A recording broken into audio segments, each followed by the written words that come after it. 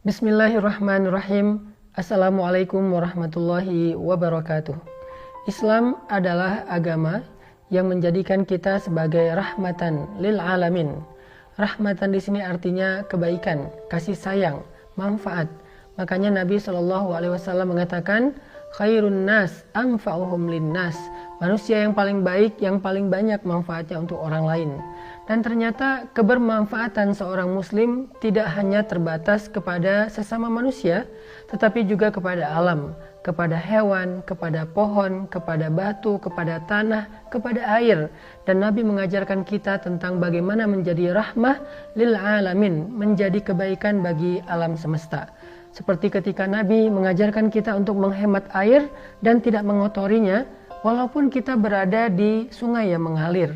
Begitu juga Nabi melarang kita menebang pohon, di mana pohon itu dibutuhkan bukan oleh kita saja, tetapi oleh orang lain, oleh hewan ternak, dan pastinya dibutuhkan juga oleh tanah.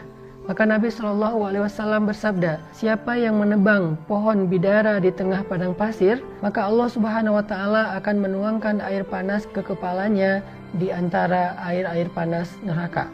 Hadis riwayat Abu Dawud. Syekh Al-Albani mengatakan hadis ini memiliki derajat yang hasan, artinya hadis yang baik dan bisa dijadikan sebagai landasan.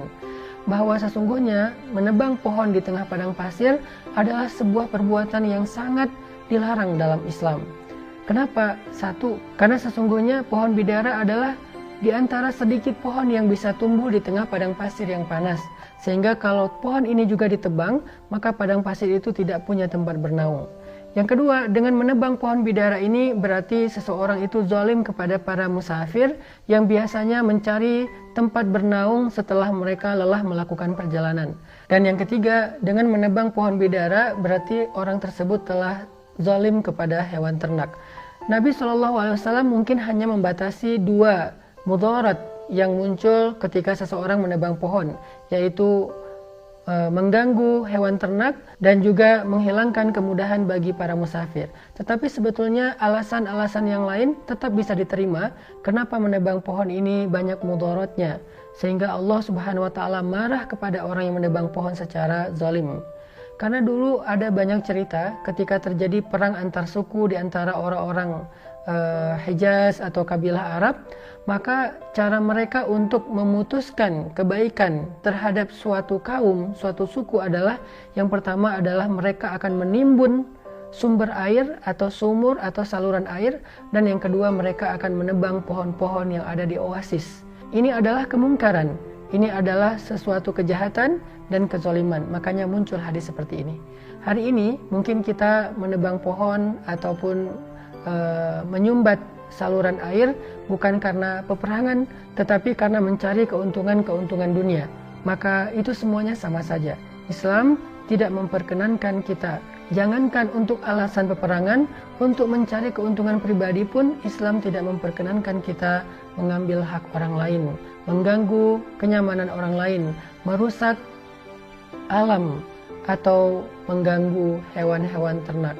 Maka dari itu, yuk kita jadikan diri kita sebagai muslim di bulan Ramadan ini sebagai muslim yang bukan hanya baik dalam ibadah mahdhahnya, baik dalam puasanya, baik dalam tarawihnya, tetapi juga dia baik terhadap alam semesta, rahmatan lil alamin. Itulah alasan kenapa Allah menciptakan kita, wasta'marakum fiha, karena Allah menyuruh kalian untuk memakmurkan bumi tersebut.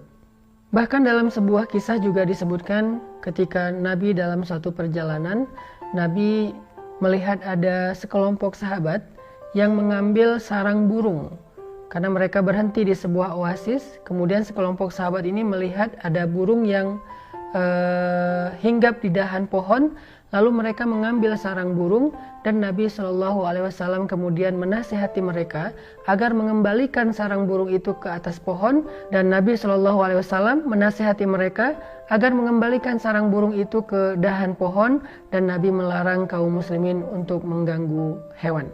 Saya juga teringat dengan kisah Umar ibn Khattab yang diriwayatkan oleh Umar bin Abdul Aziz. Jadi Umar bin Abdul Aziz ini adalah cucunya Umar bin Khattab. Suatu ketika Umar bin Abdul Aziz bertemu Umar bin Khattab di dalam mimpi.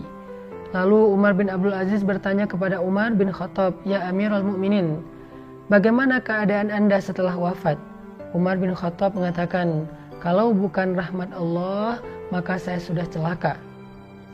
Kemudian Umar bin Abdul Aziz bertanya, "Bukankah engkau seorang ahli ibadah? Bukankah engkau seorang pemimpin yang adil? Bukankah engkau sahabat Nabi yang terdekat? Bukankah engkau seorang yang pembela agama berjihad? Bukankah engkau seorang ahli ibadah? Bukankah engkau seorang pemimpin yang adil? Kalau bukan dengan amalan-amalan itu, maka dengan amalan apakah Allah Subhanahu wa Ta'ala memberikan kasih sayang?" Atau Umar bin Khattab mengatakan, "Suatu ketika aku melihat seekor burung yang tersangkut kakinya karena syaukah, karena duri. Lalu aku melepaskan ikatan kaki tersebut sehingga burung itu bisa terbang kembali seperti biasanya. Maka sesungguhnya Allah Subhanahu wa Ta'ala berkenan dengan apa yang aku lakukan, sehingga Allah memberikan aku rahmatnya dan membebaskan aku dari api neraka." Ini salah satu di antara pentingnya menjadi rahmatan lil alamin. Irham man fil ard yarhamuka man fis sama. Berkasih sayanglah di bumi, maka engkau disayangi yang di langit. Barakallahu fikum.